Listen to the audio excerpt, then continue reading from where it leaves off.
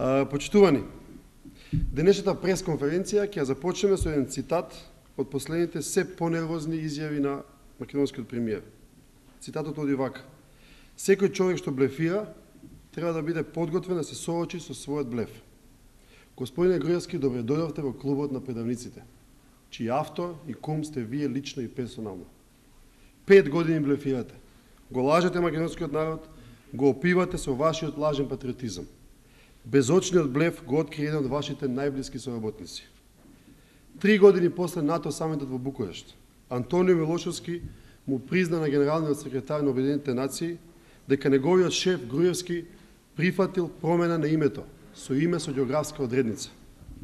Уште пострашно, Милошевски признанието го стори со писмо кое Груевски не може да го негира, може само неуспешно да се обидува да го ублажи.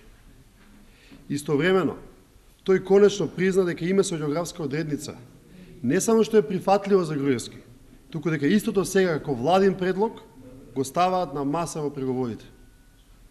Да се разбереме, не е лошо Груевски и ДПМН да имаат став по вака суштинско прашање.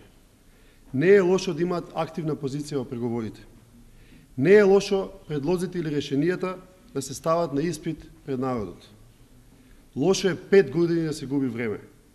Груевски и фамилијата не држат заробени во нивниот лажен патриотизам, да не делат на патриоти и предавници, да го плячкосуваат сопствениот народ со забеганиот проект Скопје 2014, свесно да креираат меѓуетнички тензии, како ова е последната на Скопското кале, за да на крај, како ништо не се случило, да признаат дека тајно прифатиле промена на името.